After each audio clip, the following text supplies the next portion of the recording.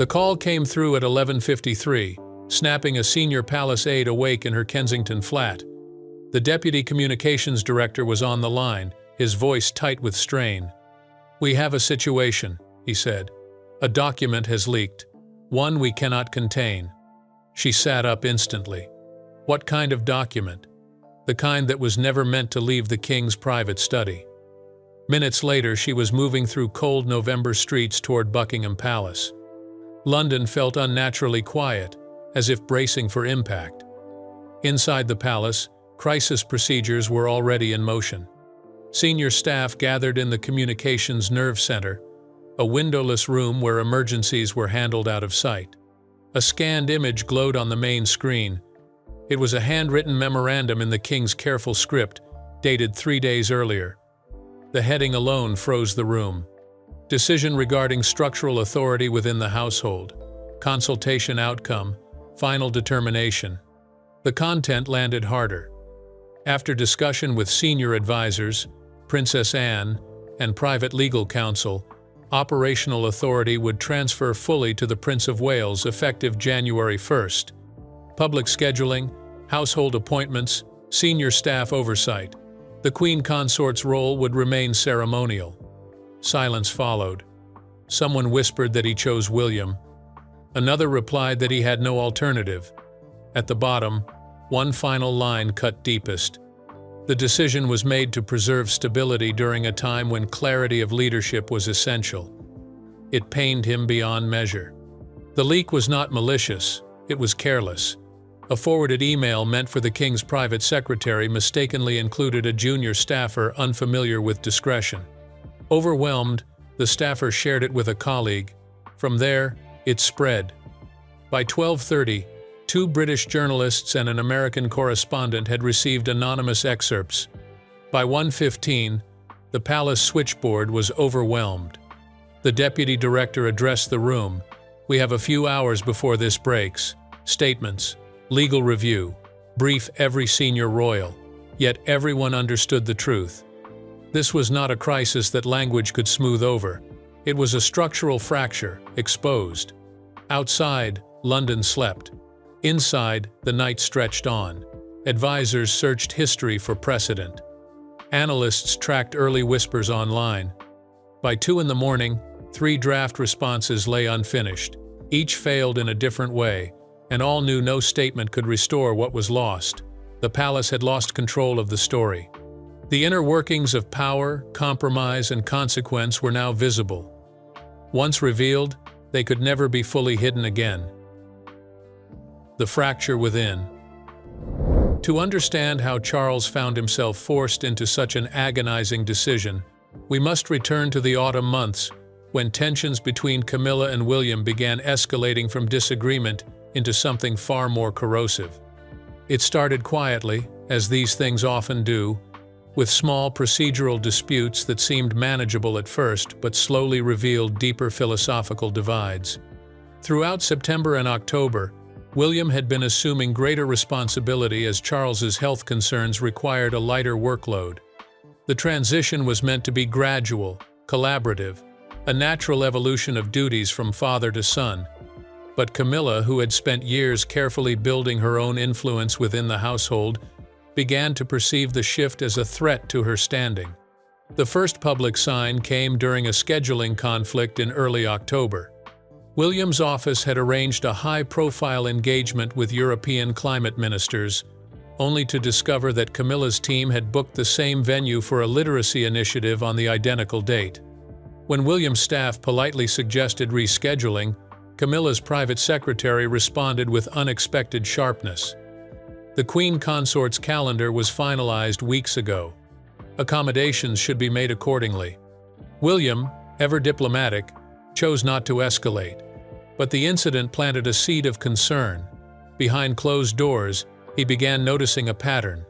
Camilla's advisors were increasingly positioning her public appearances to coincide with or subtly overshadow his own initiatives. It wasn't overt competition, but it carried an unmistakable edge of territorial defensiveness. Princess Anne noticed it too. During a private lunch at Gatcombe Park, she voiced her concerns to William with characteristic bluntness. "She is protecting her relevance," Anne said. "And I understand why. But the institution cannot function with competing power centers. You are the future. She is the present. Those roles must remain clear." The situation grew more complicated in late October when Charles's medical team quietly recommended he reduce his workload further. The king, ever dutiful, resisted at first but eventually accepted the necessity. This meant William would need to assume even greater authority, including oversight of senior household appointments and final approval on major public messaging. Camilla, however, saw this as an erosion of her own advisory influence. She had spent years rebuilding her reputation, transforming from a polarizing figure into a respected queen consort. The idea of being relegated to ceremonial duties felt, to her, like a step backward into irrelevance. During a tense meeting in mid-November, she confronted Charles directly. "If William controls the household," she said, "then where does that leave me? Am I simply to attend openings and smile?" Charles, caught between his wife's wounded pride and his son's legitimate claim to authority, tried to mediate, but the divide had already deepened. Camilla believed she had earned her place at the table. William believed the monarchy's survival depended on a clear, unambiguous chain of command. The breaking point came during a strategy session at Clarence House. William proposed consolidating communications teams to streamline royal messaging, a sensible reform aimed at avoiding mixed signals to the public. But Camilla's senior advisor objected, arguing that the queen consort's voice required independent representation. The discussion grew heated. William, normally composed, finally stated plainly, "We cannot have two separate narratives. The crown speaks with one voice, and that voice must be coordinated through the air." Camilla went silent. The implication was unmistakable. Her influence, hard-won and carefully cultivated, was being subordinated. Later that evening, she told Charles she felt humiliated. "I have given everything to this institution," she said quietly, "and now I am being pushed aside." Charles understood her pain, but he also understood William's logic. "I'm getting old, my dear.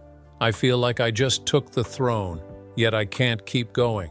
The confession hung between them, raw and vulnerable. Camilla moved closer, settling into the chair beside his bed with careful precision. The monarchy was entering a fragile period, one that required clarity, stability, and unity. Competing power structures would only invite confusion and weaken the institution at a moment when it could afford neither. The tension reached a critical point when Camilla's team attempted to schedule a major interview with an American network, one that would focus on her charitable work but also, inevitably, touch on her role within the modern monarchy.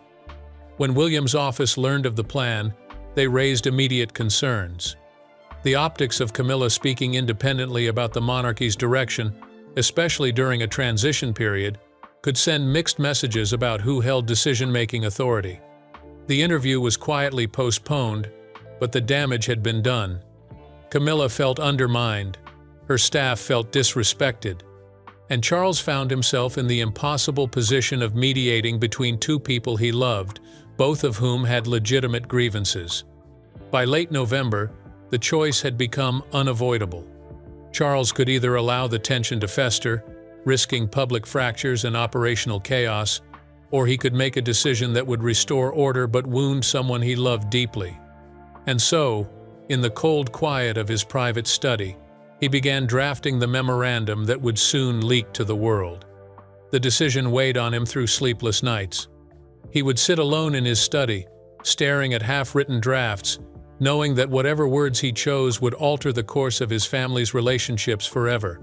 He consulted historians about how previous monarchs had handled similar transitions of power. He spoke with constitutional experts about the legal implications. But no amount of research could prepare him for the emotional reality of what he was about to do. The impossible position.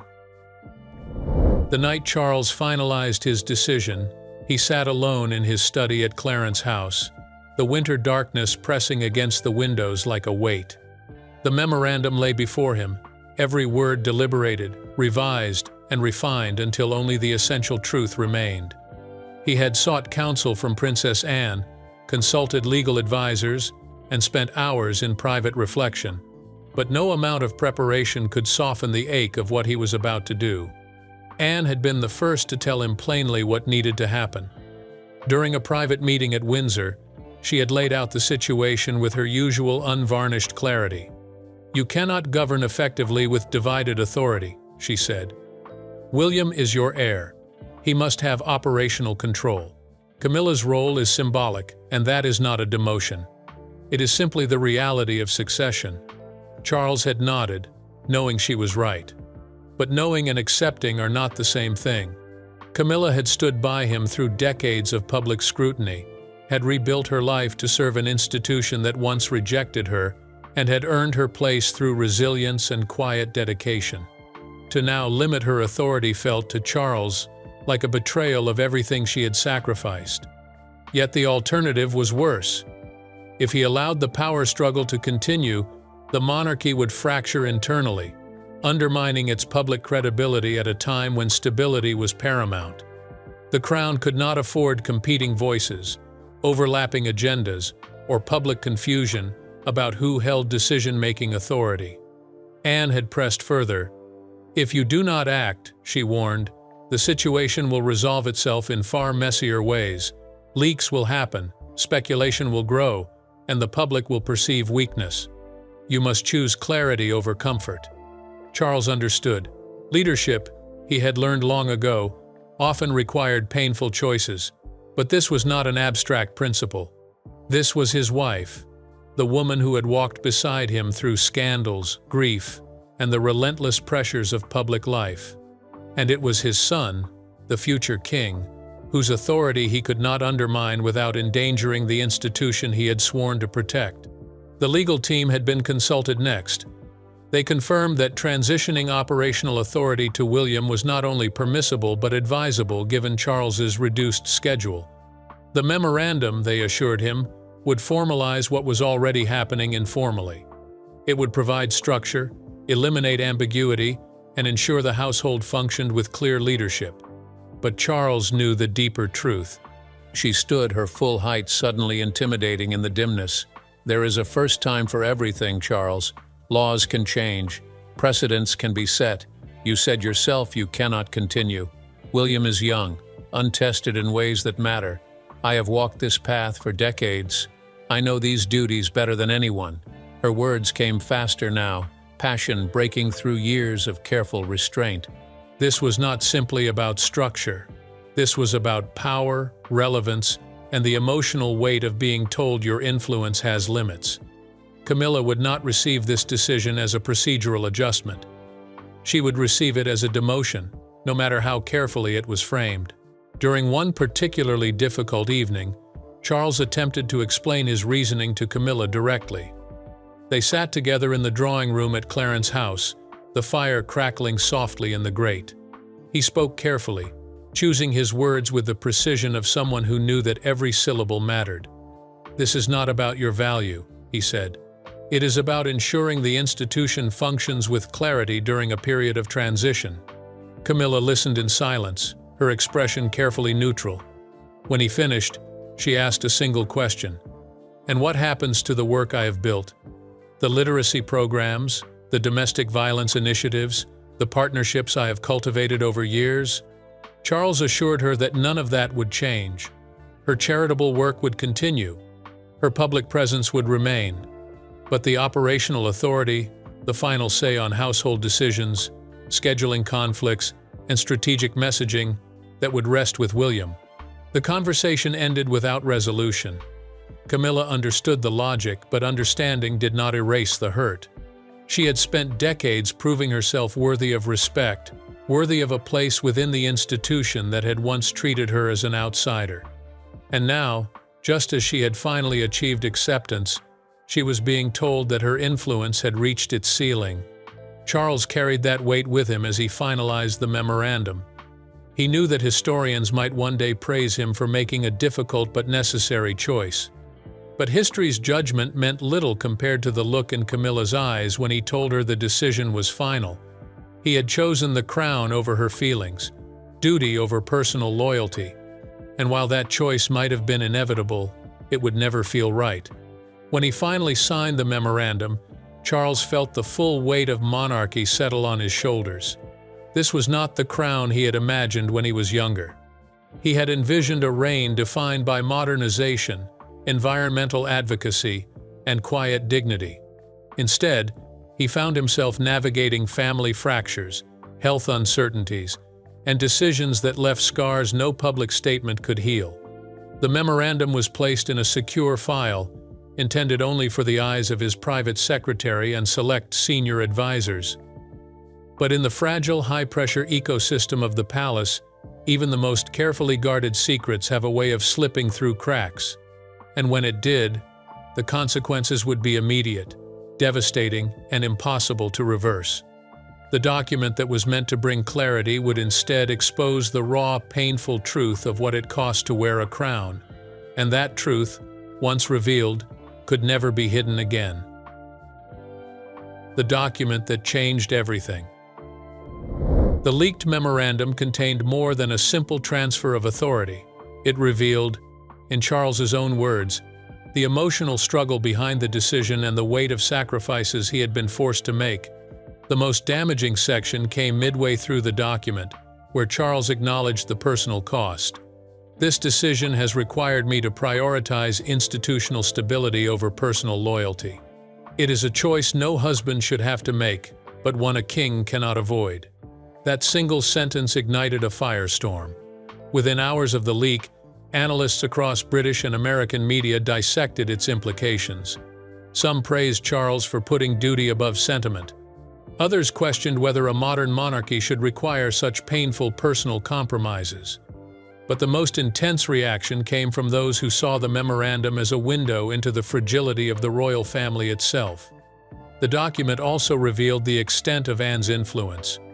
In a brief footnote, Charles noted, "Princess Anne has provided counsel throughout this process, emphasizing the necessity of clear succession planning."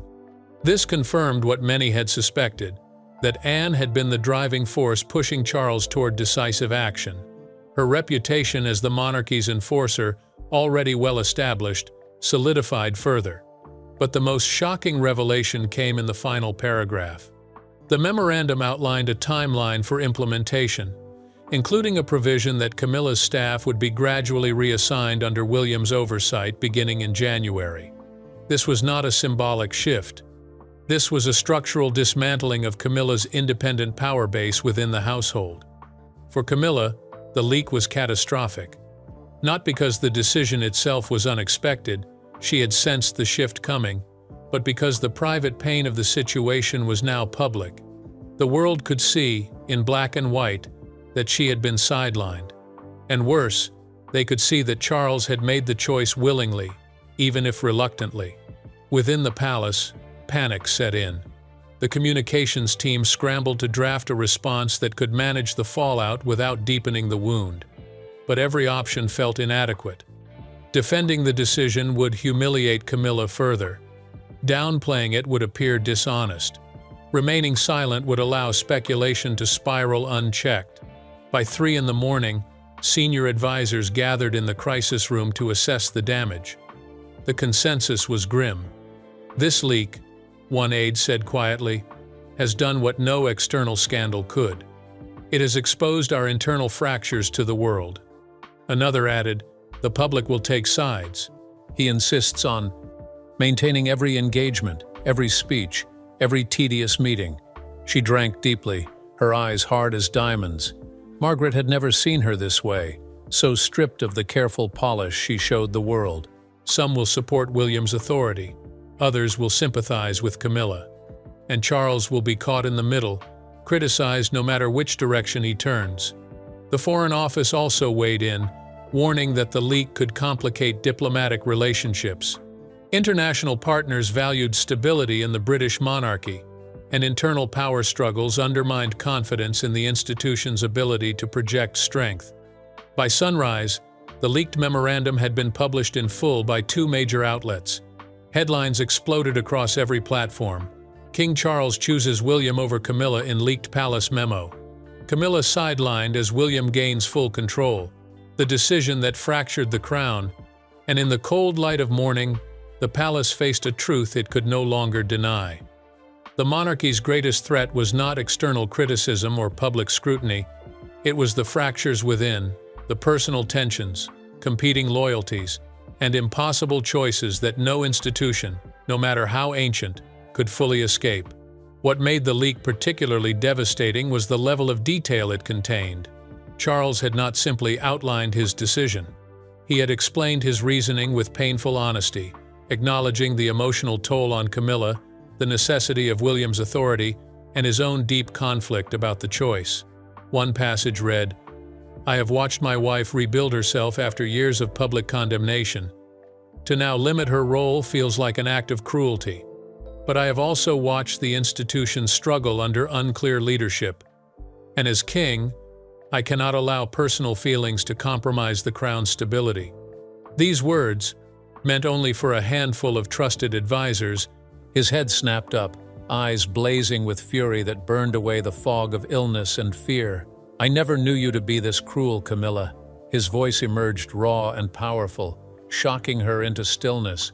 "My body is dying and all you see is opportunity?" Now played on loop across news channels. Commentators debated whether Charles's transparency was admirable or ill-advised. Some argued that his honesty humanized the monarchy, showing that even kings grapple with difficult choices. Others contended that such personal revelations weakened the institution by making it appear vulnerable and conflicted.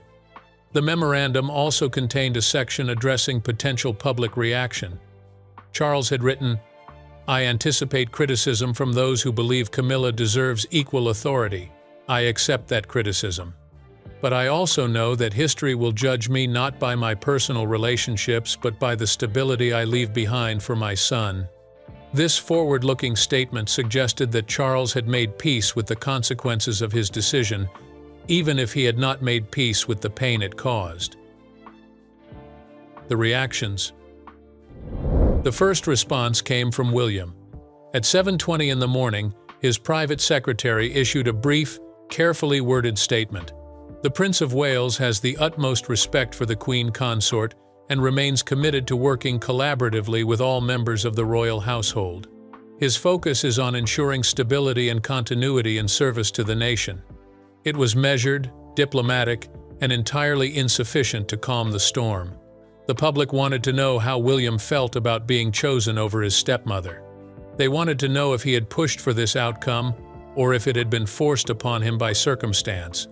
But William, ever disciplined, offered no personal commentary.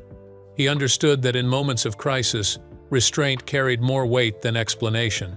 Camilla's response was more complex. She made no public statement, a silence that spoke volumes. Those close to her reported that she spent the morning in private reflection at Clarence House, receiving only a handful of trusted confidants. One source described her as quietly devastated, not by the decision itself, but by the public exposure of something she had hoped to navigate privately.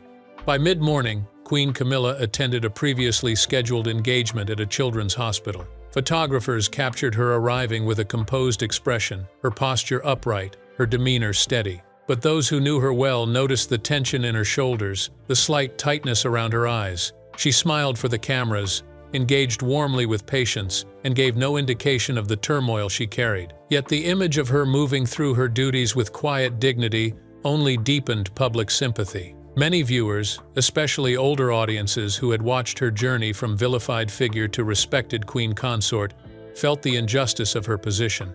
She had done everything asked of her, had rebuilt her reputation through years of service, and now, in the twilight of her public life, she was being told her influence had limits. During the hospital visit, a young patient asked Camilla if she was having a good day. Camilla paused, her smile softening into something more genuine. "I am having a day of service," she replied gently, "and that is always worthwhile." The exchange, captured on video, went viral within hours. To many, it symbolized Camilla's grace under pressure, her ability to fulfill her duties even while navigating personal heartbreak. Catherine's reaction was perhaps the most telling. She had not been directly involved in the decision, but she understood its implications. As the future queen consort, she would one day face similar questions about authority, relevance, and the boundaries of her role. Watching Camilla navigate this moment gave Catherine a sobering preview of the institutional realities she would inherit. Catherine spent the day at Windsor, keeping a low profile, but those close to her reported that she reached out privately to Camilla. Appearances demanded she play the concerned wife, even when concern felt like a costume she no longer wished to wear. The drive back to the palace stretched endlessly, offering quiet support. The gesture, though small, carried significance. It suggested that Catherine understood the emotional weight of the situation, did not want Camilla to feel isolated. Meanwhile, King Charles remained largely out of sight. He attended a brief private meeting with his senior advisors but made no public appearances. The palace confirmed he was aware of the leak and was reviewing the situation, but offered no further comment. Insiders described him as weary, burdened by the knowledge that a decision meant to bring stability had instead ignited chaos. One senior advisor reported that Charles spent much of the day in his study, rereading the memorandum and questioning whether he could have worded it differently, handled the transition more gently, or prevented the leak entirely. But these questions, while understandable, were ultimately futile. Coated in honey that disguised its bitter core, behind closed doors, Charles could barely rise from his bed, but the public saw only Camilla's confident smile. She granted a carefully orchestrated interview to a sympathetic journalist, sitting in a sunlit room that made her seem to glow with inner strength. The document was public, the damage was done, and all that remained was managing the aftermath. Princess Anne, predictably, showed no signs of regret. She resumed her schedule without hesitation, attending engagements with her usual brisk efficiency. When asked by a reporter about the leaked memo, she offered only a terse response. "The institution must function with clarity. That has always been my position." Her lack of sentimentality drew both admiration and criticism. Some praised her for prioritizing duty over emotion. Others questioned whether the monarchy had become too rigid, too willing to sacrifice personal relationships for institutional preservation. By evening, the public reaction had split sharply. In the UK, especially among older viewers loyal to tradition, the prevailing sentiment was that William's authority had to be clear and unambiguous. The monarchy could not afford confusion, and Charles had made the right, if painful, choice. In the United States, however, the narrative fractured. Some commentators defended Camilla, framing her as a woman who had earned her place only to be sidelined when convenient. Others argued that the monarchy's survival depended on ruthless clarity, and sentimentality had no place in institutional governance. But across all responses, one truth emerged. The leak had done more than reveal a decision. It had exposed the human cost of monarchy, the sacrifices, the compromises, and the quiet heartbreaks that occur behind closed doors. And for many watching, that revelation was far more powerful than any official statement could ever be. Social media became a battleground. Hashtags supporting both Camilla and William trended simultaneously. Royal watchers dissected every detail of the memorandum, analyzing Charles's word choices, debating Anne's influence, and speculating about what this meant for the future of the monarchy. The conversation grew so intense that several platforms had to moderate discussions to prevent harassment and personal attacks. The price of power. As the winter night settled over London once more, the palace found itself in a rare state of exhausted clarity. The leak had happened, the reactions had played out, and now, the institution faced the question of what came next. For Charles, the answer was both simple and unbearable. He had made his choice, and there was no path back. The memorandum, once a private document meant to bring order, had become a public symbol of the monarchy's internal struggles. And while the palace could issue statements, adjust messaging, and manage optics, it could not undo the emotional fracture the leak had exposed. Camilla would carry the wound of this moment for the rest of her public life. William would carry the weight of being chosen over her. And Charles would carry the guilt of a decision that felt necessary but never right. For those watching from outside the palace walls, the lesson was stark. Power, even royal power, comes with a price. And that price is often paid not in grand public gestures but in quiet, private heartbreaks. The monarchy had survived scandal before. It had weathered divorces, deaths, and public fury. But this moment felt different. This was not a battle against external critics. This was a family, fractured by the impossible demands of an institution that required them to choose duty over love, clarity over compassion, and stability over personal loyalty. The broader implications extended beyond the royal family itself. For a monarchy trying to modernize, to remain relevant in a skeptical age, this episode raised uncomfortable questions. Could an institution built on hierarchy and tradition ever truly adapt to a world that values transparency and equality? Could a family bound by duty ever escape the conflicts that arise when personal needs clash with institutional demands? Princess Anne, true to form, would likely argue that these questions miss the point. The monarchy is not a family, she had said more than once. It is an institution that happens to be run by a family. And institutions require structure, sacrifice, and sometimes painful choices. But for Charles, the distinction had never felt more hollow. He was both a king and a father, a husband and a figurehead. And in this moment, those roles had collided in ways that left him questioning whether the crown he wore was worth the cost it demanded. In the days following the leak, palace officials worked to establish a new normal. William's team began the quiet process of integrating Camilla's staff under their oversight, handling the transition with as much sensitivity as possible. But every meeting, every adjustment, served as a reminder of the power shift that had just occurred. Camilla, for her part, continued her public duties with unwavering professionalism. She attended engagements, smiled for cameras, and gave no public indication of her private feelings. But those close to her noted a subtle change in her demeanor, a guardedness that had not been there before, a sense that she was now moving through royal life with the knowledge that her role had permanent boundaries. The relationship between Camilla and William became a subject of intense speculation. Would they be able to work together effectively after such a public revelation? Would resentment simmer beneath the surface? Or would they find a way to navigate the new power structure with mutual respect? The palace insisted that both parties were committed to collaboration, but only time would tell whether that commitment could withstand the emotional weight of what had occurred. For Catherine, the situation offered a harsh education in the realities of royal life. She had always understood that the monarchy required sacrifice, but watching Camilla experience such a public diminishment of authority gave her a visceral understanding of what her own future might hold. One day, she too would navigate the transition from active power to ceremonial presence, and when that day came, she would remember this moment. The Foreign Office's concerns proved prescient. Several international partners privately expressed unease about the internal turmoil, questioning whether the British monarchy could project stability when its own household appeared fractured. Diplomatic relationships remained intact, but the perception of weakness lingered, a subtle but significant shift in how global leaders viewed the institution.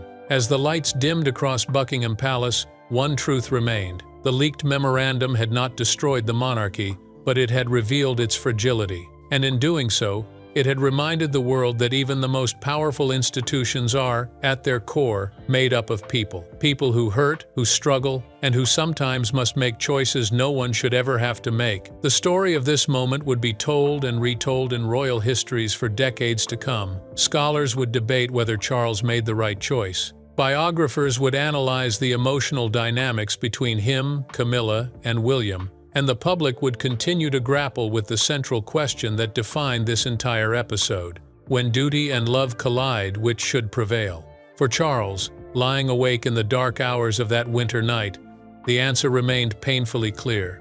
He had chosen duty, he had chosen the crown, and while that choice might preserve the institution for future generations, it had cost him something precious and irreplaceable, the peace of knowing he had protected the people he loved from pain. That peace was gone now, replaced by the cold knowledge that monarchy demands sacrifices that leave scars no statement can heal. The story of King Charles's impossible choice will not end here. It will echo through the months and years ahead, shaping the relationships within the family and the public's perception of the monarchy itself. But for now, in the cold stillness of a December night, the palace stands quiet. The decision has been made. The leak has been exposed. And all that remains is the long, difficult work of living with the consequences. If you found this story compelling, I invite you to share your thoughts. Where are you watching from today? And how do you see the balance between duty and personal loyalty in moments like these? Your perspective matters, and I would be honored to hear it. Until next time, take care.